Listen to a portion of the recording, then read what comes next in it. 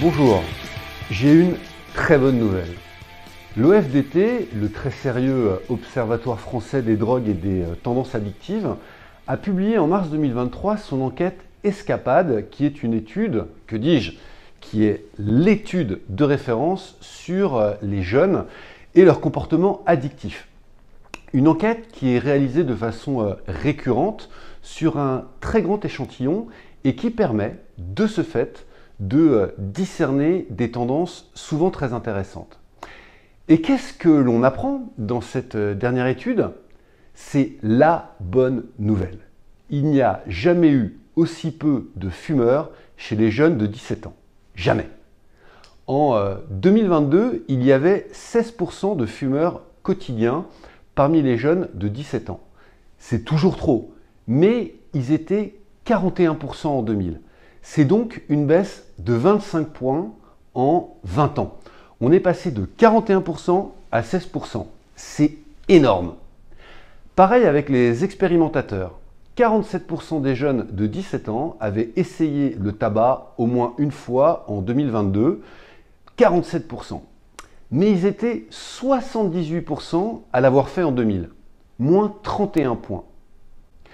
Les médias ont beaucoup parlé de cette étude, mais un grand nombre d'entre eux l'ont fait de manière un peu pernicieuse parce que, en même temps qu'ils saluaient cette baisse du tabagisme chez les jeunes, ils s'inquiétaient de la forte augmentation de l'usage de la cigarette électronique chez ces mêmes jeunes.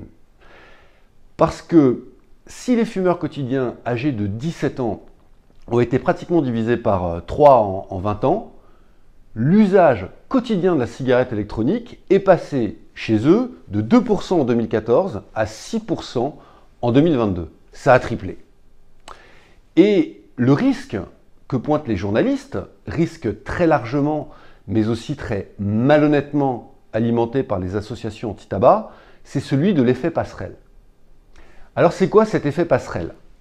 L'effet passerelle, en anglais the gateway effect, c'est de considérer que le vapotage est une porte d'entrée dans le tabagisme. En gros, que le vapoteur va devenir un fumeur.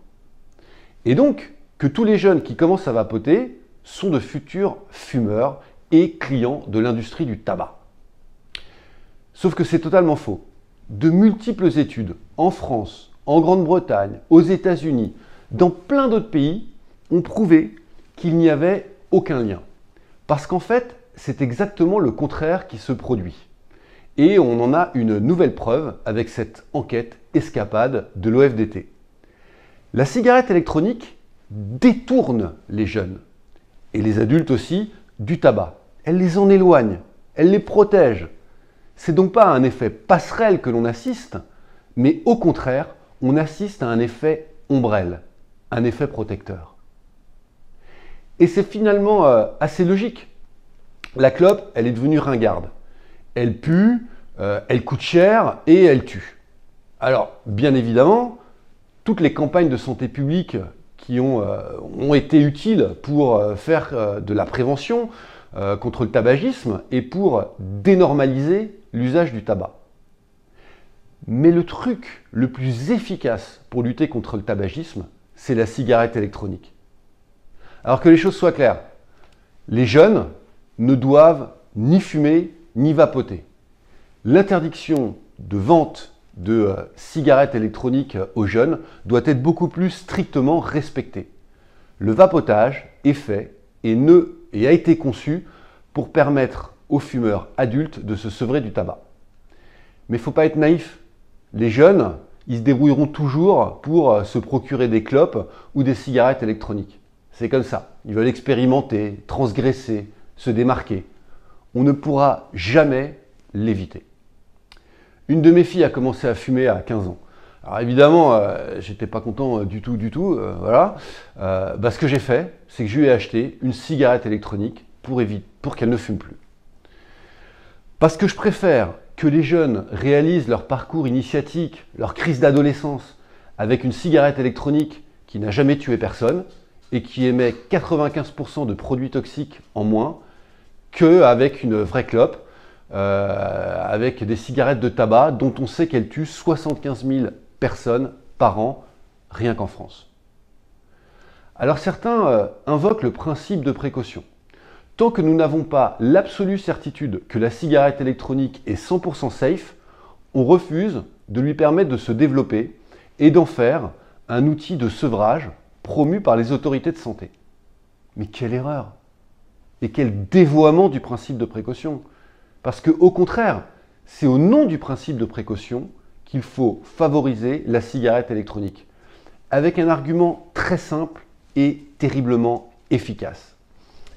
Vous voyez ce paquet de cigarettes? C'est 75 000 morts par an. C'est sûr, garanti. 75 000 morts par an. Et là, vous voyez cette cigarette électronique? Ok, on ne peut pas dire que c'est complètement inoffensif parce qu'on manque encore un petit peu de recul.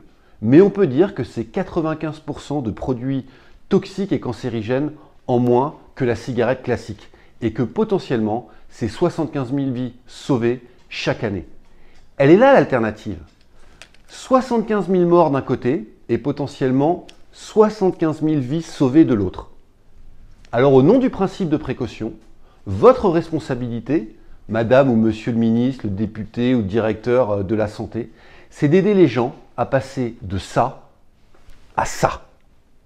Alors voilà, non seulement la cigarette électronique est l'arme de destruction massive la plus puissante jamais inventée pour réduire la prévalence tabagique, mais de surcroît, loin d'amener ses utilisateurs à se tourner ensuite vers le tabac, le fameux, ou plutôt fumeux effet passerelle, elle les en protège.